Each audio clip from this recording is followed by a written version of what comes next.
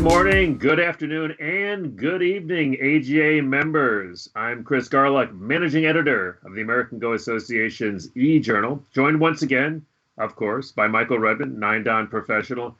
Today, Michael is going to review the 9th AlphaGo Zero versus AlphaGo Master game. And as always, before we get started, I want to thank all of our AGA members. If you'd like to support this content as well, please consider joining the American Go Association at usgo.org.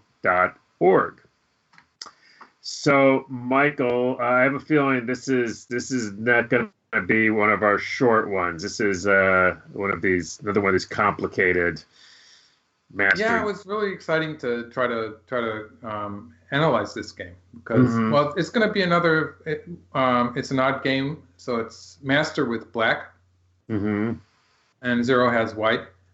And so it's going to follow the pattern that seems to be usual for them, with master making a big moyo and zero taking all the territory. And well, they always take it to pretty much to an extreme, but it's really extreme in this game, where like it's a huge moyo, and master's going to have a big win if it can just finish the moyo, if it can just make it all territory. And we'll see how it turns out. Let's take a look at it. Can't wait. So we have the same opening as always. This Hai Shimari. Actually, it's become very popular in professional games too. And it does sort of have a lot of power towards the center and to the upper side, and to the sides in general. So it's a move that is good for a fighting player. And so, like, again, most humans would want to split the upper side, but AlphaGo just jumps into the 3-3 point. Maybe even not zero. I think maybe all the AlphaGos might jump in here, but it's still difficult for me to play this way. And so black extends on the upper side. So at this point, we're still in a sequence that is being played in every game of this game set. Of course, there is playing here is also a move that I sort of like. I would like to play once here and then play the extension, because this sort of enlarges the sphere of influence, and it's inviting white to fight on the left side, which is a fight which I think that black can have an advantage in, because black is sort of building on that upper side moyo. A fight on the left side of the board would be an opportunity for black to build even more on it if black plays in the right direction. So this would be the way I might be inclined to play, but it turns out master never plays that move, but just extends here. And white plays and so this is a move that again is very easy for human pros to play. It's a very solid move, but it reduces the value of the left side of the board, which by doing that, it sort of reduces this expanse of black's moyo to the upper side, and so it becomes relatively difficult for black to spread out on the left and right sides. That said, extending here is still, like, this is the joseki move. So especially for Q players, people would probably question why black is not finishing the joseki. And it's actually perfectly okay for black to finish this joseki. And it especially works really good when black has that stone on the upper side. And this is working to build a moyo on the upper side, which is spreading out in the center. So it's a very natural move, which I would suggest it's okay to play. It just happens that master in this particular series is playing the same sequence every time, but this is a move that could have been played instead. And it probably has a pretty good score in the value net too. I think master still uses the value net, at least. But master likes to play the shoulder hit. And until zero, we might say, this shoulder hit was always answered with a local move, it was usually answered with white playing one of these two mark points.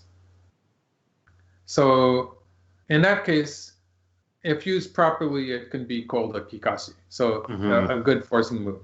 So that's why it worked so well for master in the master series of games against human players, because it was always working as a kikashi, and master knew how to do that. And it turns out zero plays away now, And now you can sort of say that, in a way, this exchange is maybe a good exchange for white, because white's getting the corner territory. And so it's a very interesting position where I think maybe black should have not played the shoulder hit and just played this normal joseki. Sure. Also, to talk about that joseki in the upper right again, when you don't finish the joseki, and when I say finish the joseki, I'm talking about this move, for instance. There's a number of ways to continue, actually. But this, there's always the danger of this cut here. But black has handled that to an extent with the stone on the side here, which makes a big difference in the following fight. Because when white does this kind of thing happens. And we've seen this a lot in the self-played series, where Master is playing itself. I should stress that this actual game is zero against Master, but in this Master self-played series, we saw this kind of thing happening a lot. And this is a common continuation. With the stone at B, white's cut at A is not working so well. Like the local fight is going to be good for black. And this Hane and the hanging connection here, this move here, is a move that we see quite often when black has to reinforce that wall. It's a forcing move that is almost always forcing against the corner. And black gets to play it to make that group stronger and to make a better connection with the stone at B. So I'm going to say that for the time being, it's not very good for white to cut at A here. Okay. And so, sorry about that. So white plays this move, which is kind of a vital point in regard with the black shape in the upper left. And Master jumps into the 3-4. So this is move 17, and this is where Master did not always jump into the 3-3 point. But this is a fairly common move that it liked to play. Like otherwise, it could be playing something on the lower side. And white, since the right side is relatively unimportant and the lower side is relatively important, it makes sense for white to be covering on this side. The right side is relatively unimportant because white's already reduced the value of that side with the invasion in the upper right corner. And so white plays this extension. It's not normal. Like a human player would have a tendency to play on the start point. Right. On the fourth line. And actually, I think Zero played the fourth line once, but it lost that game to my Master. So we haven't gotten to that game yet, I don't think, but I get the feeling that Zero doesn't do very well when it plays its opening points on the fourth line. And it does much better when it plays a lot of stones on the third line. And you can see in this game, it's already playing a move on the second line, too. And Master, okay. This is where Master covers here. And there's something I don't like in this move. Because just to show you what happens in the next few moves, this attachment here is, it's sort of like, I would almost call it the Zero Joseki, because this is the move that Zero was aiming at when it played this move. Right. And so Zero was setting that up, and it's the follow-up move that Zero wanted to play anyway. And so when black does this, black is making a wall here that should be used to attack white. But white's just ready for this move. So in a way, it's actually giving white the initiative to play this move. So going back to this point in the game, I'm going to suggest that black should just play from above, which would be a simpler way of building on the moyo on the upper side. It's funny because when you showed me that just before, I actually thought it was the game move. It looks very natural. It looks very natural. And then, but it gets a bit complicated from here because I would want to play the strong attachment here. And when I say it gets complicated, I mean it gets complicated if white hanes here. So let's just make a very short variation for that. Black's going to cut, or maybe black's going to play this move first, and then cut. Sorry, I didn't mean to play that one. And then cover. Something like this. This is going to be a huge fight. Like black doesn't have very good shape, but these four stones here, although they have an awkward shape, they're probably okay because they're connected up to the rest of black's moyo. So it's not as if they're going to be attacked or anything. And there's this big fight that's going to start on the left side. It's going to be an even fight, pretty even fight. But I would be happy to play this way with black. So this is how I would play. And it's sort of confusing. So to give you the more easy to understand variation that I put in the SDF file, assuming white doesn't do that, then this would be locally it would be okay for white. It would be white getting territory. But as far as the overall position is concerned, it's working really well for black. Mm-hmm. And it does kind of have a master flavor to it. Like this is sort of similar to the openings that master could sometimes play against the human players with great success, of course. Yeah, absolutely.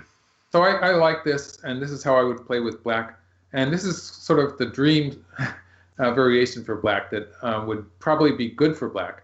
And this is the variation that it's not, in this variation, it's not as easy to say exactly what's happening because just to change the markers here, when I played this marked move, the knight's move, I was saying black was enlarging the moyo on the upper side. But when this fight happens, it's going to be a different issue. Like it's just going to be the local fight that's going to be more important. And so it's just going to be this huge fight that spreads out into the center. Probably. Right. And the size of the moyo is going to be secondary to that. It's going to happen in the course of the fight. Sure. Yeah. And so that's why the SDF file has this variation, which is much easier to follow. It's a much more clear-cut course of play. So in the game, black didn't do that. So black played this move, which is locally it seems to be like the obvious move, but it gives white the option to play here. Right. So this has happened before. Like this is game number 9. I think that we had a very similar variation earlier. If I recall correctly, it was game number 5, and the SDF file will have that game. Just to show you this variation, we got into this variation in the other file too, but if white plays this way, I've done it slightly different for this game, but up to this point it's forced, and black will probably play the slide on the upper side, and something like this. White is sort of out into the center, and those 3 black stones are isolated, and you can see now that by investing a move by covering on the 3rd line, black is actually, in this variation, it turns out black has created a heavy group, which is going to be attacked now. So this is bad for black. And so black covers from above. So this is the correct move. I don't think master played underneath at all in this whole series. Like every time it played from above, unless it played, actually, sometimes it plays here, and then white covers and black plays above. So it's just a different order of moves, getting to the same result, because this is what happens. So this is what master does all the time, and I think I've come to realize that this is probably the correct variation locally, at least in this board position. You could find a board position where playing the hane underneath it would work better, but in this board position, this is the best move, I think. So white plays the hane. And this is where the 2 games that we've seen so far, this game and I think it was game number 5, this is where they differ, because in the other game, black played here and white played here, and I was saying that white has a really low position, but actually white's pretty well connected up. And this was even, this was another game in which master was building a huge moyo on the other side. I wouldn't be surprised if this white stone on the lower side, this white stone here, it might have been in a slightly different position. But in this game, instead of playing the kagetsugi here, black played here, which is going to give white, it's going to give black a more solid shape locally, but also white has a better shape by playing a move on the 3rd line to connect up to the cornerstones. White has a better shape on the left side too. So both sides have a more solid and safer shape. So I guess it's about even. Yeah. So black plays a shoulder hit. So this is so much like it's reminiscent of the master against human games. It is. And now master plays here. So now we're seeing a very characteristic sequence for master, because this probe move is in preparation to giving white the whole side. And the point is, if white plays strongly against it, or to take the corner territory, black's sort of offering a kind of a sacrifice here. Like if white goes after the 2 stones, black's going to just sacrifice them to get some extra forcing moves from above. And this is a kind of it's very similar to some patterns we saw in the master against human games. So it's master, sort of vintage master, in which master gets the extra power there to play strongly when pushing white around on the lower side. So how many hanes is that? It's just a double hane. Well, yeah, white had to surround the lower side in the process, getting something like 40 points, 50 points, 60 points of territory. So white has a huge amount of territory, but black also has a very good position towards the center. Yeah. So this is what I think master was sort of aiming at. And Zero avoided that by playing this move, which refuses to give black any extra forcing moves from above, obviously. But now master is going to play the hane anyway and give white the whole side. So this is a very master-like sequence. It's a master characteristic of the master version of AlphaGo. Right. And it's not something that I've actually seen Zero do very much. It's something that master likes to do, to sacrifice, to give the opponent this local profit, which is decreased by that marked exchange there, because now black has all sorts of potential in the corner. So there's a number of ways black can make use of that marked stone. It depends on the surrounding position, but at least black can reduce white's corner territory. And we're going to see that happen in the actual game. So I'll talk about it again at that point. Okay. So white plays a peep. And so this is looking really nice for black, because black has this huge moil. And it's really difficult to count that white territory in the lower left, because it's not territory yet. But like if white added a stone to it, it would be about 30 points. It'd be slightly more than 30 points if white added a stone to it. And white has more than 10 points on the left side and a good 10 points for the time being in the upper right corner. So white still does have something like 50 points. And we haven't counted the potential territory on the right part of the lower side. No, just to be clear, you're saying because black can play in the lower left at any time. Yeah, why don't we do let's just show you white's next move. This is perfectly positioned, but I'll talk about that again later.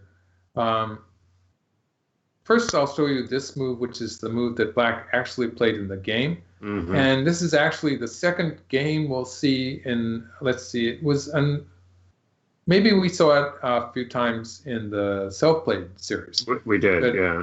Black sort of invites white to cut here. This is a natural move. And black gets this hanging connection, which is forcing against the corner, and can force like this to connect underneath. So this is the way black used this Aji in the actual game. Just to go back to this point, if black plays here, maybe black can even live, but it depends on all sorts of things. Like if white plays this way and black plays this way, then it depends sort of on the white connection there, because white's not completely connected. When black can try to cut white, I sort of messed up the order of moves a little bit, but this kind of thing, black can try to cut white off. And of course, in this game, white has this potential connection on the left side, so that complicates things. But you can see that, sorry about that final move. We can see that black is actually going to have enough room to make life in the corner. So there's all this stuff that can happen. Let's see. All this stuff, I'm losing myself with all these variations. There's all this stuff that can happen with this move, which is maybe the strongest local move that black has. But it depends on whether white has a forcing move here, which is sometimes forcing against black's wall, and also the potential connection here, and whether or not black or white has a stone in the vicinity of this point. All of these things are factors that will change the value of this black move. Right. So it depends. It didn't happen in this game, but this is a move that can sometimes be very effective. In the actual game, black was using this move. Right. So to go back to this point, white A is a very well-placed move. And the reason I say that is because it's really difficult for black to choose between attacking or defending.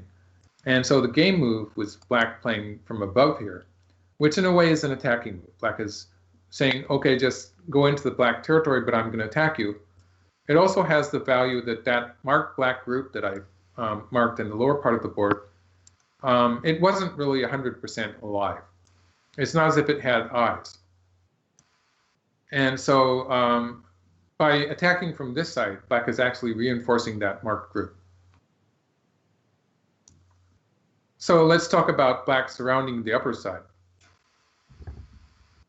So if black plays here, white's probably going to continue with this move, and black can surround the territory. This is actually a pretty big territory on the upper side, but the drawback is that white gets to play this exchange, and now it's going to be a forcing move. So this is a huge move, a good way that white can follow up that position in the upper right, which was a joseki. This joseki in the upper right was not really finished. So this is one way white can add a move to that to get a very nice position, a nice shape. And when black is surrounded the upper side, it becomes a forcing move. So black answers that. And then white's going to play c. So in this position, black doesn't really have much opportunity to attack white. Black has a lot of territory on the upper side. And because of the fact that white's lower left area is not really territory yet, you could argue that black actually has an advantage in territory, a potential advantage in territory. But the point is now white has a fairly strong shape in the center. And the future of the game, in the future of the game, it's actually white who is going to increase in territory. White has some potential to attack black. That black group on the outside, I'll mark it just once more, just to make sure you know what I'm talking about. White still has some potential to attack these black stones that are not completely connected. Let's use a square to show that white can at some point play at this point to cut the whole thing off. And so there is some weakness with that group, which is becoming apparent when white gets a fairly strong shape in the center. So my conclusion is that this variation, I'm undecided about it. It's a close game also. But the actual game was not looking so bad for black either. So I'll say that both of these are about even. So white comes in here, just sliding into the black territory as if there's no attack at all. He's outnumbered like 40-2. Yeah. Well, there's a point that Chochkun once made.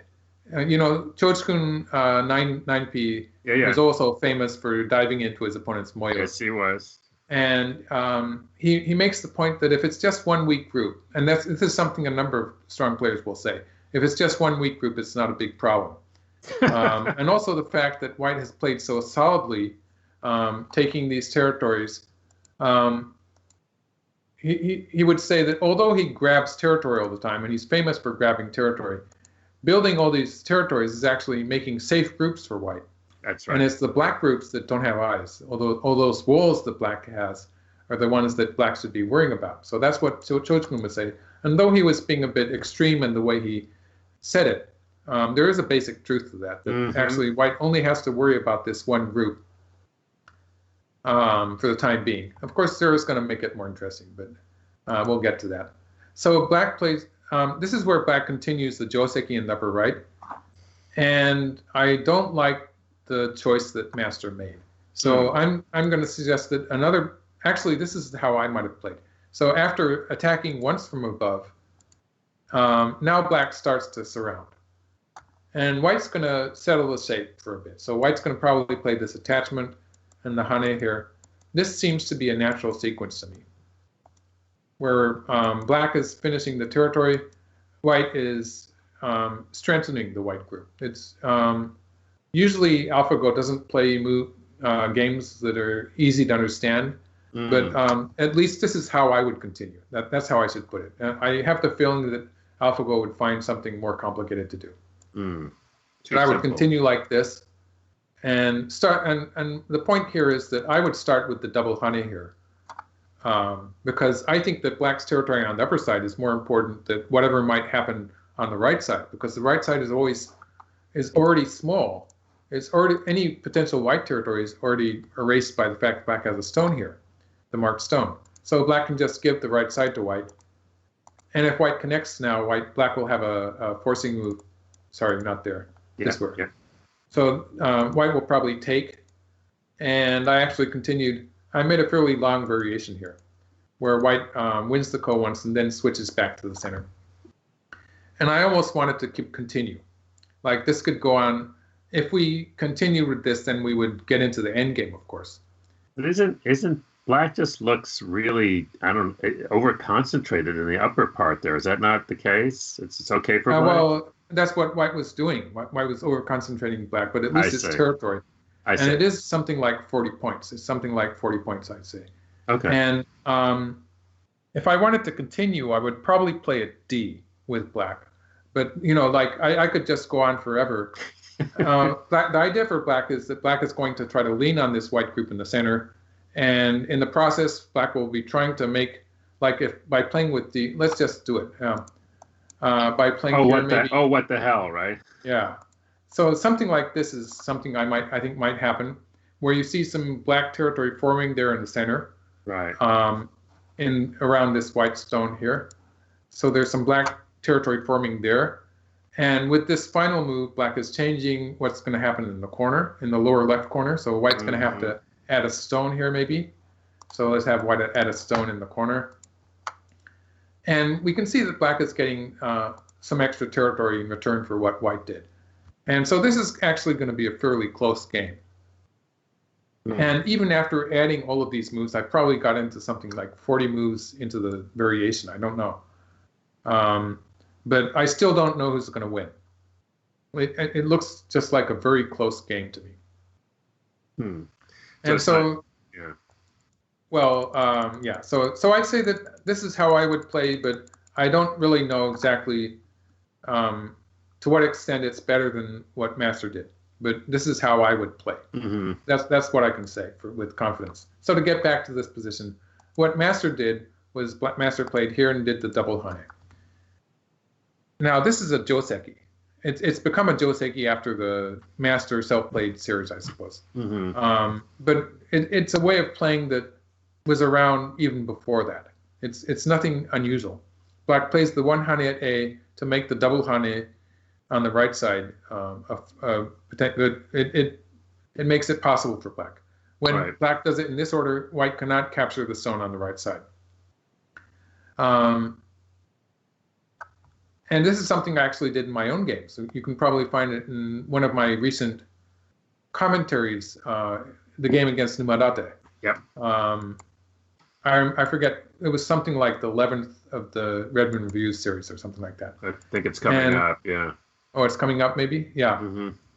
So this happens, and black can capture in the ladder. Locally, this is a joseki, and so it depends on the board position. So as you might have noticed, I often say that a joseki is good for one player or the other, and that depends on the board position. Locally, a joseki might be considered even, but it always depends on the surrounding position. And in this case, if we look at the weaknesses of black's wall, white has a clamp at A with which white can reduce the upper side, and a lot of that upper side is just going to disappear if white plays at A. Also, there's the ladder at B that black will have to finish eventually because white's going to play a ladder breaking move.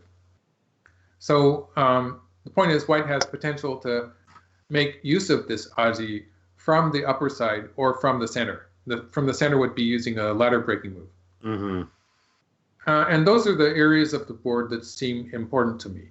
So I don't like the fact that white is getting, white's extra potential is on the upper side and in the center of the board, while black's extra potential is on the right side, which I think is not so important. So the direction of play looks wrong to me.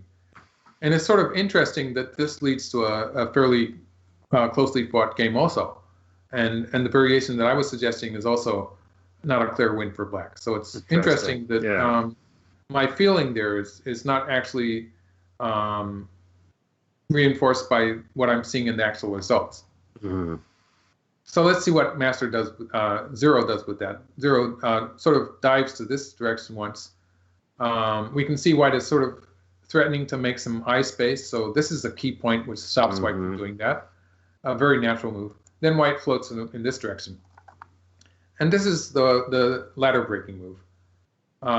It would be sort of annoying for Black to have to answer that directly. But Master plays this move. Now this is it's so cool. I was just thinking that because you had talked before about how Master doesn't like to make the obvious move, right? Yeah. And so I was thinking, but I thought, does this actually work? So I guess you're going to show us.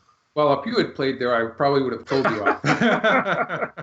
And quite right. Because it's a super counterintuitive move. Like people say that you're not supposed to play an attachment against your opponent's weak stones. And this is a kind of Go proverb that is more reliable than most. Like Go proverbs can sometimes be wrong in a certain position. There's exceptions to them. Right. But the Go proverb that says you're not supposed to attach against your opponent's weak stones is usually right. Yeah. It's usually a bad idea because an attachment is a move that offers to strengthen both sides. It's sort of inducing White to play a Hane or an extension somewhere. Mm-hmm. So the natural looking move is to play here.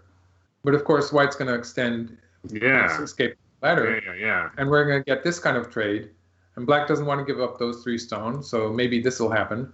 But then this is starting to look bad for Black. Yeah. Because the upper right area is pretty hopeless, and Black still has a lot of space in the center. But you can see I put a C and a D on the board, which are points that White can play next. This is just and they're really annoying. It's a mess, right? I mean, it's just. It's actually pretty close too. It's going to be a pretty close fight and the point is Black hasn't really given up anything yet, and so it's still pretty complicated. But I don't like it. So actually, the game looks a lot better than this. So Black plays. Yeah. It looks like this one actually works better. And the point is that when White plays here, which is the natural move, Black is not going to go ahead and straightforwardly finish off the ladder. Black is actually going to play here, which is a pretty sharp move. So this is what Master had you could say Master had it in mind. Whatever. I know it's an AI, but yeah. And the point here is that if White answers now, it's going to be really good for Black. If White answers here, Black plays this as an Atari. And this way, the marked White stone is not going to be able to escape anymore. Nice. And so Black has done a double-purpose move. Black has prevented White from escaping with the marked stone, at the same time as closing White in. So Black's going to have a very effective attack here. I would not say that White's going to die, but Black's going to be able to attack. And we can see the right side is going to eventually turning into a fairly large territory if Black gets to play this point. If Black eventually gets to play this point, it's going to be a respectable territory there. So this is working for Black. And so now White switches to the right side. Well, if Black had played that, that's another variation, sorry. This kind of thing could happen too. It might have been better for Black, actually. That looks pretty good. Yeah, so ignoring the Atari and playing here is something that I think looks a bit better than what happened in the actual game. But, after you see the actual game, you might even doubt this variation because there's a lot of bad aji inside the moyo. Yeah. And we're going to see Zero making the most of it. So even in this variation, there's still a lot of bad aji with moves around here and here. And so White could be making some trouble inside the moyo. So to get back to the game, Master actually escaped once and allowed White. So it's the same story. If White plays here, Black's still going to play an Atari here. And if White connects here, Black's still going to cut here. And it's still cut off. Even though White can play an Atari here, it's not going to amount to much. Oh, very clever, yes. So this is still working for Black. So now White escapes the ladder after playing one Atari. And Black just pushes through. cuts here. White finishes off the 3 stones, and black adds a move. Oh, sorry. Yeah, okay. Master didn't make it easy, but black's going to add a move here on the upper side, which gets rid of all sorts of bad aji. Like there was A, B, and C. So at this point, that upper side was a really weak position for black. The moment black plays here, you would like to think that black's gotten rid of most of the aji. So there was aji with white's moves at A and B and C and stuff, which is still going to come into play. But when black plays this move, you would like to think that it's mostly gone. But sadly for master, it's not quite. So just to go back a few moves, this move here, it looks like it's AlphaGo teasing me again, right? Because it's a really strange order. I wasn't going to say anything because I know it must be really annoying to you. It looks sort of like a meaningless exchange that that AIs just do because for some unknown reason. Because they but can. Actually, I'm going to partially justify this move because cool. After white plays here, it's a move that black is going to play at some time because black's going to follow up with a cut here, and at some point in the game. And if white answers, for instance, on this side, black's going to get this, which gives black a forcing move here. Oh, sorry, not there. Here or here. So black has these 2 forcing moves, which black is not going to use. Black's going to leave it as it is with those 2 black stones on the board, which gives some black some extra thickness for the wall on the outside. And you might think that, does black really need that? But it makes a big difference. Okay. And you're going to see it make a big difference in the actual game. And so that's what the meaning of that move there is. And so if you were a human player, black would just go ahead and do this. But since AlphaGo is an AI, the order of this move and the order of this move, it would be a natural sequence to continue that way for a human, but AlphaGo for some reason is going to leave that for later. So black plays here. And so in this trade here, white has gotten some extra territory on the right side, so that's it's more than 20 points now. And black has this huge moyo. And all of the variations that I was going into up to this point, black never had this big a moyo. It's the biggest size that we've had so far. Huge. And so if black can finish this as a territory, there's no way white's going to win. Black is on the outside here. This stone here is pointing out into the outside. So black is not really giving white anything. Those 3 stones on the right side are relatively unimportant. And so the moyo here is huge. So white's going to dive into it again.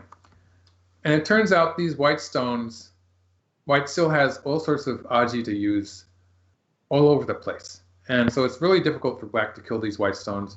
And so one example is black playing from the outside here, closing white in. White has a forcing move here. And this is actually just one of the ways white can use the aji to the left. But this is one way white can threaten to connect up to the left side.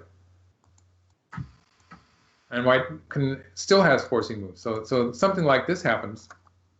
You can see that white's building an eye in, white's building an eye in this vicinity. And this black stone is not completely connected. And so if black, why don't we just add a move or so? If black adds another move here, white's going to connect here. And we can see maybe another eye sort of forming up in this area.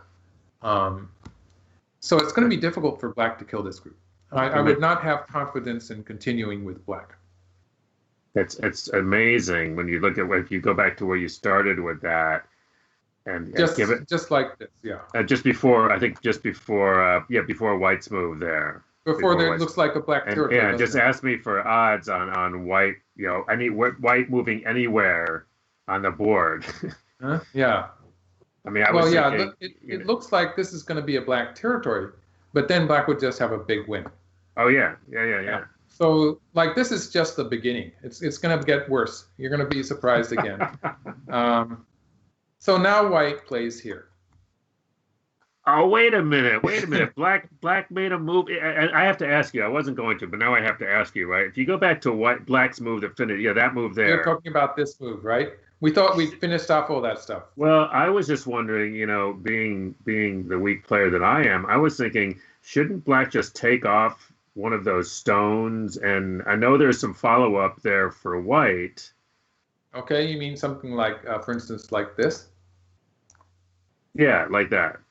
Okay, well, this already White has this move. Right. Otherwise, maybe White has a move here, which could be troublesome. Oh, okay. All right. Okay. And Black would like to be able to play something like this. Sure. But then White combines with something like this. Now, this position is so complicated that, like, I could go through a few dozen variations. Okay. And there would still not be a clear answer to what's going on. Like, it's going to be super confusing, but it's really going to be more of a headache for Black because White has not only this potential, but also the potential that I was talking about in the center in that variation. So taking the stone off doesn't help. It doesn't help. Instead of that, I would suggest maybe this would be slightly more solid. Okay. Compared to the hanging connection in the game. But White would still have the potential of this move. It would still be a big headache. Black would probably have to allow White to connect when White plays this. So that would be a way White could chisel down a part of Black territory. And that would sort of combine from White chiseling away on the center territory too, and it would end up in a close game. Right. And there's also when Black is more strongly playing, then the escape here and attachments like this one will come into play also. So whatever Black does, there's going to be a whole bunch of bad agi. And there's always the potential that White, like if White plays this move at some point, and Black says just go ahead and connect underneath, then there's always the potential that White can reduce the center to a certain degree also and have a close game. So we're going to call this the Swiss cheese game because this huge Black Moyo is beginning to look like it has all kinds of holes in it after all. There's more that I haven't showed you. Okay. So I showed you this variation where it seemed relatively difficult for Black to actually execute a kill for this group. So there's this variation. Right. And so looking at that, this Black move here makes sense. It's taking away White's eye space. Right. And also now White's going to have to spend another move to connect up to those two stones there. So White plays here. So the direct threat is White A, of course. That's a coda connect. Mm-hmm. And when this happens, you see there's an added meaning to White capturing these three Black stones. Because when that ko at A starts, it's not going to be a very serious ko for White. White's going to be alive by capturing the three marked Black stones. Right. So that's some added value to those three Black stones, which I remember I called them unimportant. But there is some added value to those Black stones when White does that ko. So Black covers from above. Now there is one variation where I wonder what would have. This is actually backing up a little bit more, but it's a stronger move towards the center. So I'm going to suggest that maybe this was better. But it's at this point of the game, there's so much stuff in the center that I'm not sure about that I would, if I made this a variation for the SDF file, it would have to be a one move variation. I don't know what's going to happen next. So I didn't actually put that in the SDF file. I did make a variation for what if Black plays the strongest move, refusing White to ko. And White's going to use this attachment this time. Black probably has to go down. And now I'm going to show you a different way. I was talking about, in the other variation that I showed before, I was talking about White using this as a force, threatening to connect to the left side. In this variation, I'm going to use this move, which also threatens to connect to the left side. And makes use of the weakness in Black's wall. And White's actually going to connect up here. White already has something like an eye in the center area, but this is, and also White is threatening that lone Black stone. That's why Black is pulling out here. And like, again, it's still super complicated, but White has this, is threatening to escape at B. And that marked exchange is really, it's coming into play here. It's very valuable for white to have that exchange in, which is basically, it's cutting off this whole black group. It's cutting off this whole black group, partially it's cutting it off from the left side, which makes escaping it be really, it's going to make it very effective. Well, now you see why I wanted to take that stone. Yeah, yeah. Well, you can only play one move at a time. That's the problem. So black pushes from above. So I'm going to suggest that maybe this was better, because you're going to see what happens when black didn't do that. Now this is where it gets diabolical.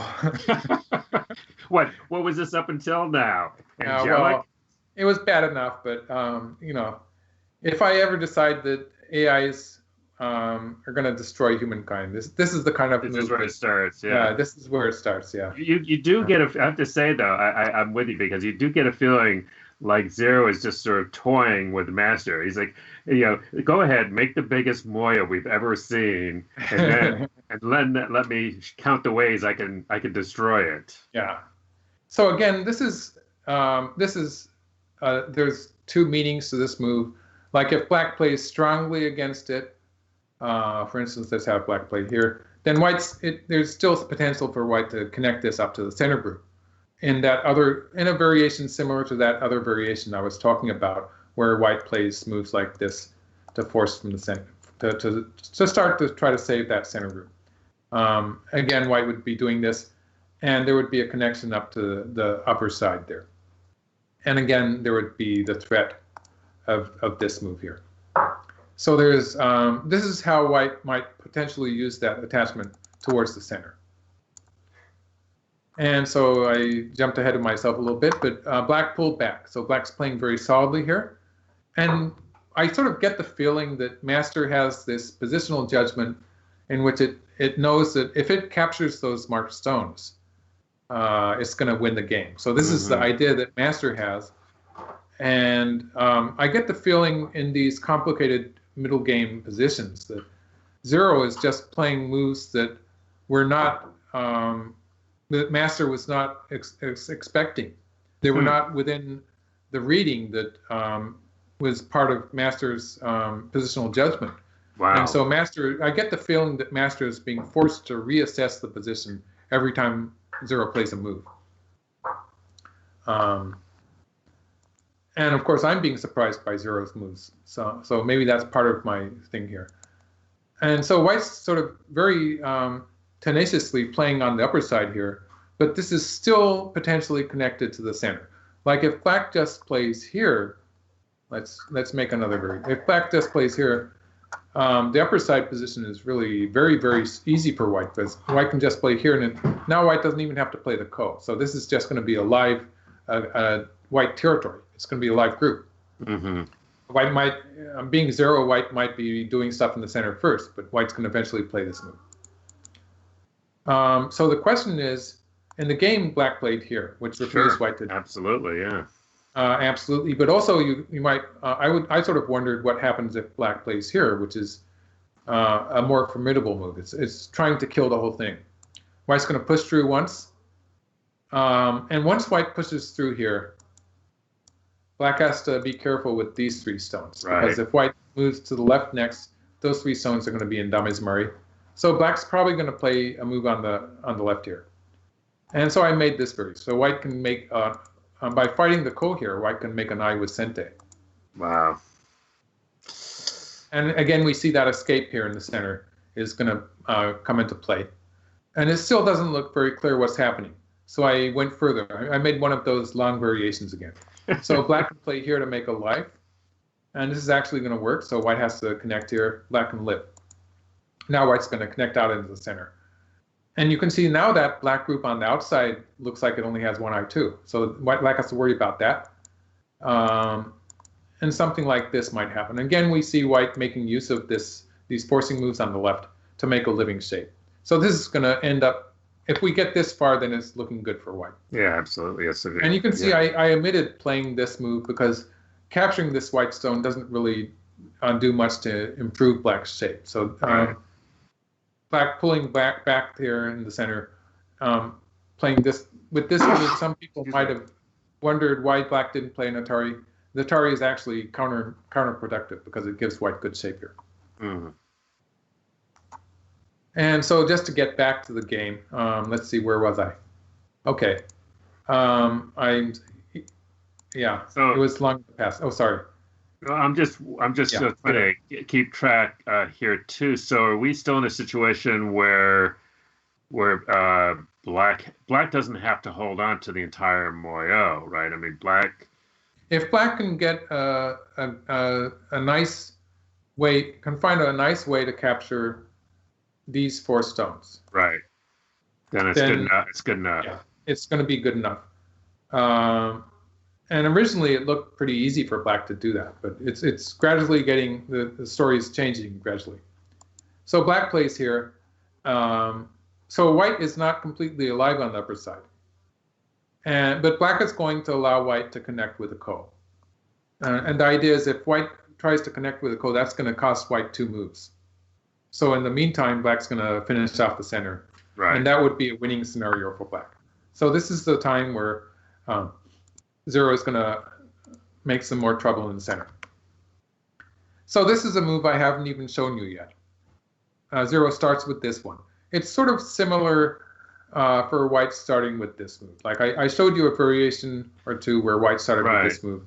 And in this case, black is going to be playing here, and white plays this point later on. Mm-hmm. So it's a kind of a very similar situation here, where white is sort of aiming at a very similar shape. And now master plays here. So they're both tricky, they're both AlphaGo. So in this case, the reason master plays this forcing move in the corner at this point in the game is that master is going to reinforce these stones by making a potential connection. So master is actually strengthening these stones in preparation for the coming fight. So there's a good reason for master to be playing this Hane right now. So master played this exchange. Oh yeah, there I'm saying it again. So creating the connection at B, which strengthens the outside black stones. So you following me so far? Yeah, I'm just trying to read out what happens. He wants to go back on this slide, right? Well, black has to cut off white on the left here. Yeah. So black plays the attachment here. Oh, just directly. Yeah, just directly. And now finally master plays. Oh, there it is. So we were talking about this earlier. Yeah, like 50 moves ago. Yeah, and it's still the same story. If black gets to cut here, then black will push through here, and having those 2 white stones, the 2 marked white stones, sort of in Atari almost. It makes a huge. It's going to make a 1 move difference on the outside. Yeah. Wow. And we're going to see that 1 move difference coming into play in the actual game because, let's see. Okay, I jumped behind myself now. So just to catch up. So white does not answer on that side, but white answers on this side. And so if black plays here, white's going to cut and play the hanging connection. And you can see that black's shape on the left there is still a bit flimsy. So black has to answer. Right. And white's going to be able to play the peep here maybe. This looks like it's threatening to cut black off. And suddenly white has a little territory there. It looks like it's alive already. It does. Yeah. So this is... It's a failure for black. It's a failure for black. It's bad for black. This is good for white. Because white's alive there in the center. Yeah. Very nicely. And so, like, the order of this move and this move, it's sort of questionable. But this is the shape that white's heading towards. And so black cuts on the right. So this is a way of cutting white off and at the same time refusing to allow white to make eye space. So this is actually a more effective way of cutting white than this move. And so actually, to a certain extent, what master is doing is working here. And all those tricky moves like this one that you don't really notice, they have a meaning. They have a meaning that can't really be explained until about 20 moves in the future. Well, there's been But so many of those in this yeah, game where moves, they become well, you know, obvious. zero just sort of slips them in, and sometimes you can not notice them. But there's all these. The order of moves is crucial. So Master is actually in the local fight here. Master has succeeded in cutting white off Yeah, without giving white any eye space at all. And white doesn't have any room. White will not be able to escape towards the lower right area.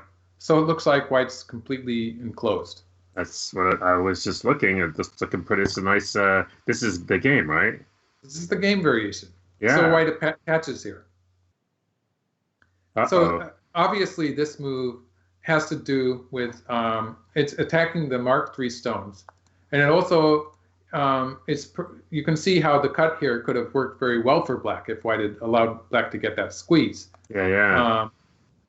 But this, while attacking the mark 3 stones, white is also looking eventually at the cut at A, and white is going to play B, and then there's gonna be the danger of C and D. So A, B, and C and D are all moves that white is looking at with this attachment. Yeah, yeah. And I'm going to show you an example of how that might happen. Like if black cuts here, seems to be an obvious move. Wouldn't you think of playing here? Yeah, no, I was Right. actually just Yeah, trying to it read seems that to be out. white's going to push through here. Black has to capture those 2 white stones to save that black group. So black has to capture these 2 stones. Right, right. White's going to extend here. Black has to connect. Now this is sort of a double threat. This is Yeah. it's clearly threatening to cut at E. I was E thinking would about be a knockout punch. I was thinking about the cut, but you can't cut it E right away. It didn't work before, but with a Right. stone at C, it's going to work. Yes, yes. Black's going to have to protect that side, and actually cutting the other side is not going to work yet. Let's just make that sub-variation. If black extends here, there's really no way that white can surround these black stones. Like black is going to squeeze out of that. But white starts with the Hana here. So if black just takes the 2 stones, this is going to make a difference. Because if black just takes the 2 stones, now white can surround with this move. So black doesn't just take the 2 stones. So both players are sort of doing the tightrope here, because white cuts here. Again, if black answers here, now white's going to have these forcing moves have worked out for white, because white's going to be able to kill black with this one now. Oh, that is diabolical. Yeah. Actually, I made a mistake just now. White's going to play from this side. It's better for white to play from this. Oh no, I was wrong. I was right the first time. But this is sort of working for white. So to get back to the main variation, black connects here, and white cannot cut. So black is sort of just barely managing to save these black stones. They're okay now. Mm-hmm.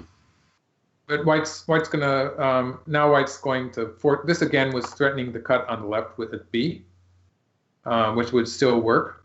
You want to do that variation? I do. Yeah. Okay, white cuts here.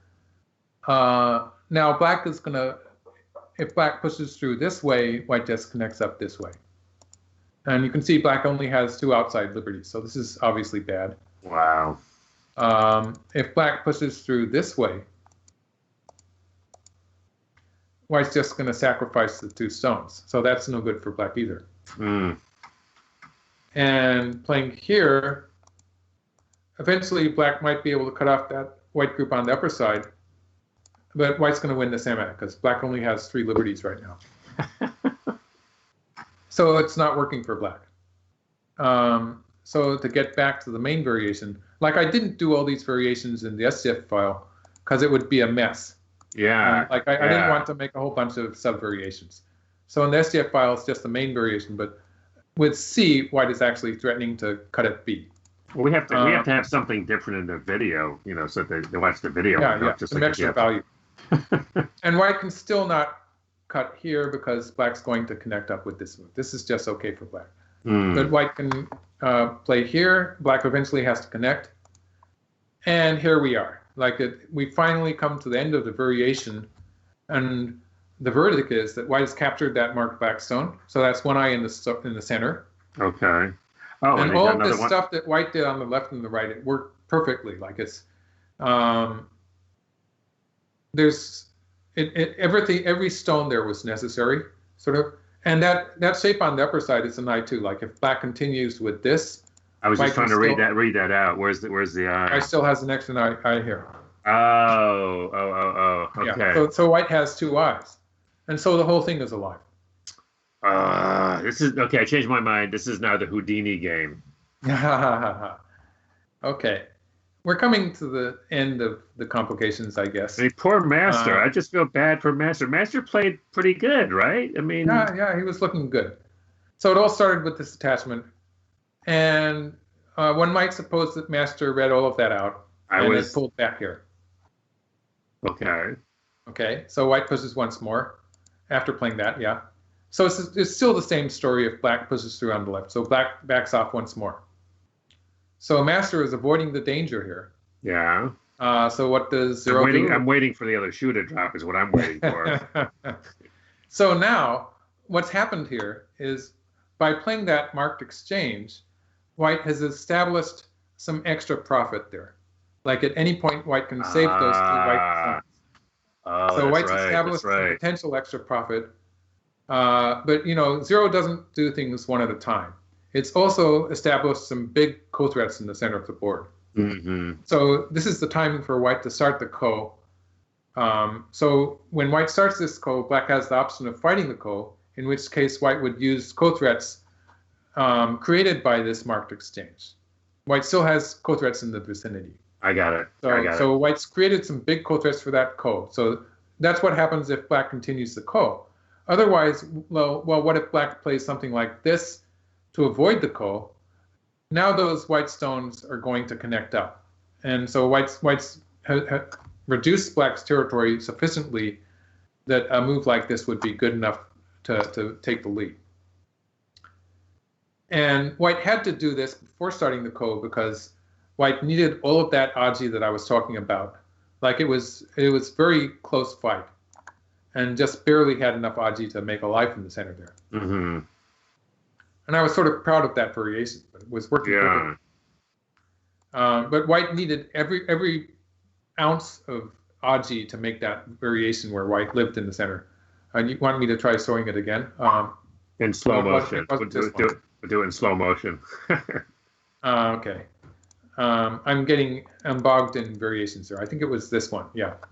So it was this one where white gets to use all of this aji. Yeah. And suddenly there's D and E, which are miai. And you can see black sort of, you can see black sort of squeezing out of it.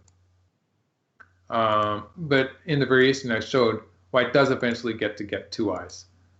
So this is the main variation where white does live by making an eye in the center and an eye on the side.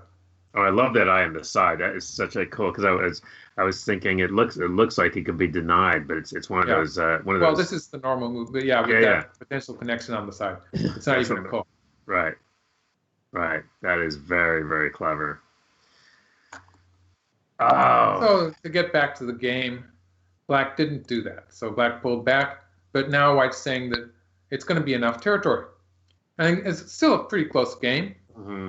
So the judgment here is really difficult. But I agree with what Master did in that it took the profit here and allowed white to save those stones on the upper side. So white finishes avoids the ko with this move. And we're sort of in the end game now. Mm-hmm. Like there's 20-point moves all over the place. But most of the fighting is over. Even though that center area is not really settled yet. Now it's just a question of territory. So black plays the biggest move here. Now this is big because it reduces the lower side.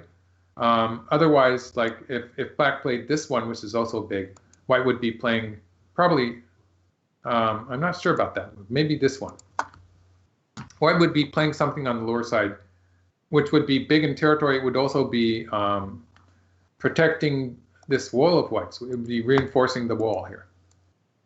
Because this wall didn't have any eyes yet. So although it's not going to die, it makes big difference in the following play. Right. And so this is a big move because it's starting to set up an attack against the white wall. This is a forcing sequence with which white makes this forcing, and now white extends. So white is starting to prepare to save those stones in the center. So it's really fun to see. Eventually, we're going to see all of white's stones connect up. And that was a huge black moyo. You might remember. Looking at the board now, it would be, you probably lose the image of that moyo. But it was a big black moyo. It was big and it was beautiful. It was so beautifully constructed, and white has just trashed it. Yeah, well, it's almost all gone now, isn't it? Well, and I was just looking at the white stones in the center, and they should be toast, and I have a feeling that they're not going to die either. Well, the point is that black's not going to spend a move to kill them, because the moves that black is playing on the lower side are bigger. Right. And the funny part about this is that actually it's still a pretty close game. and there could have been close games where black had actually established that territory in the center. And it's fluid. And it's interesting because the point is that while white did trash just about all of black's territory here, black is getting these huge moves on the lower side. And although black is losing, to a certain extent, black is keeping the balance. Right. It's really, that's another interesting part of this game. So white plays here. Again, white, this is also a big move. All of these moves, let's see if I can get to them. This move, these two marked black moves, and this white move, they're all very big moves. This move is important not only in that it's reducing black's center territory, it's also in reinforcing the marked stones. So this is a part of the end game where the life or death or the status of this white wall that I've marked is sort of fluid. It's not going to die, but if black can get an attack on this, that's going to change the way the end game. It's going to make it's going to be very effective. And so these moves in the vicinity of the marked white group are very important. They're bigger than just the territorial value. And so these were forcing moves by black. And we can see that white is starting to look like it's alive. Black continues to attack a little bit. And white is stretching a little bit to reduce the black territory while making a life. So this is just, white is threatening to connect up with this move, to connect up to the right side. And this is a kind of meaningless exchange that sometimes happens. It's eventually going to set up a race to capture in which white has to add maybe a stone or so to the white territory. But there's no reason for black to be playing it right now. So I'm going to call it meaningless.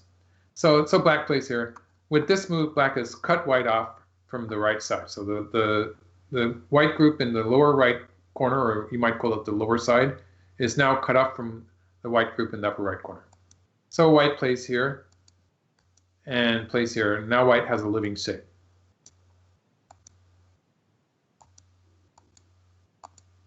Yeah, well, it's pretty clear that white has a living shape now. And so black does play these moves and this move. It's a big move, but it's not the biggest move.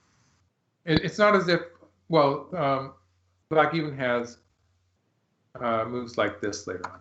So there is some potential for this move, which makes it really big. It's probably not as big as capturing in the center. So I would say maybe a correct endgame sequence would be black capturing in the center. Let's see how far I took it.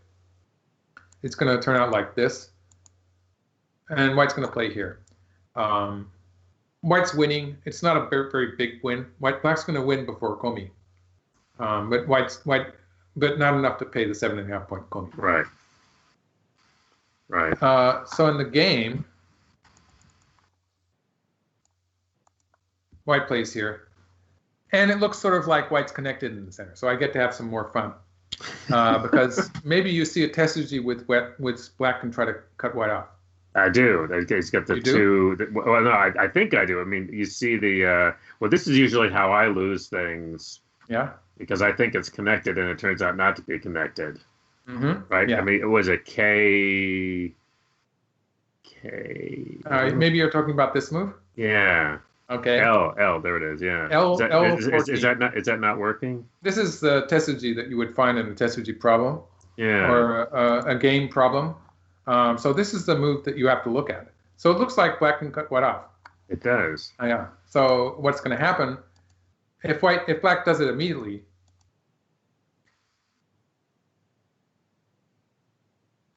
It doesn't work out so well for black. But that is a variation that you have to look at. It's an important variation, and there are related variations to it too. So I hope they work out better than that. This lower right area is going to be a seki. So here I'm showing you the other variation. So I separated those two variations so they weren't sub-variations of each other. This is another way that black can try to cut white off. And like the idea is, if white plays here,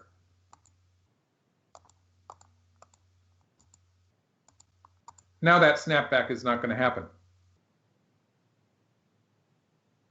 So it looks good, right? Well, I don't know. I'm suspicious. Yeah. I'm suspicious. Yeah. I'll say, is it really good, or you? For a moment, it looked good to me. Let's say I almost tricked myself too. So this one would work, right? This one black gets to cut white off. It had enough liberties, right? So yeah. But white, white is going to change the number of liberties by pushing through now. Oh. Immediately, this is a threat. Right. Black has to answer it. Right. I see. Now we're going to try the same variation. Yeah, and then yes. And then. This time, white pushes through this way. So now it's a different situation. In which case, the two black groups, black cannot save both of them. So so by playing this, I got too many marks on the board. Let's just take those two off. By playing this exchange, white has filled two of black's dame, two of black's liberties, and made it possible to capture the left side black group with this move. So clever. Otherwise, if white had not played that exchange, black would just take. And like if we took the two marked stones off of the board, black would have enough liberties to be safe here. Right. So to go back to the game. So that was sort of exciting. I thought the Tetsuji was going to work, but man, it's a disaster. It's a lot easier than what was happening before, but it was still exciting to get that snapback and so on. Yeah. So black is making a seki here. So this white group is living by a seki. And so, yeah, now we're getting into the final stages of the endgame. And actually, by remembering that variation I was just talking about, you can see that having this black stone here is going to make a difference. This move that black just played. Yeah. So by forcing white to induce this move, black has actually made it possible to capture the white stones in the center now. Mm-hmm. But he doesn't? By playing here. He does it temporarily. Black plays here. I mean, it seems like that's big. If black does this immediately, let's just do this once more. Right. Now it works. This time white's going to push here. And so white gets to connect this side, and black's going to have to use this eventually to cut white off. So it's the same thing, only in the game. So we're going to have this variation. White's winning. In the game, black actually started with this move. So it's the same story, only like in the variation I did, it sort of spelled out so you can understand what's going on. Right. But AlphaGo doesn't do it in that easy fashion. So white's sacrificing, but then of course black plays away, and white gets to connect up anyway. Of course. Yeah, well, it's more exciting a story when everything connects up, isn't it? When that was all black's moyo, and some people would think it was black's territory and get really upset when white dives into it. And oh yeah, so now this is kind of this move here. It's a kind of a telltale move when AlphaGo starts playing meaningless moves, almost. It's like it's worth a fraction of a point. And so at the end of the game, again, you can see white playing a move that for an AI, maybe there's some obscure meaning to that move, but a human would just laugh at it. But this finishes the game. And white's probably ahead on the board in the final position.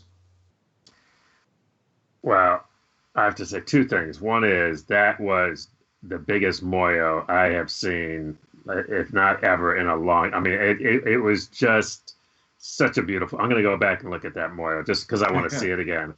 Yeah. But the way that Zero, dismantled it was just brilliant. And then the last thing is, once again, kudos to you because some of those variations, like I said, you even kind of confused yourself a couple of times because you think, and so you're discarding lots, and when you're doing the analysis, you have to discard a lot of variations. We're not seeing everything. Yeah, like in order to understand the game for myself, I'm actually making like dozens of sub variations for each move that I consider.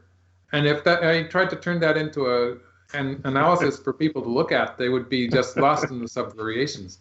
And I'm still tempted to make sub variations, but I try not to do that in the SDF files. Right. It's really, people find it confusing, I think.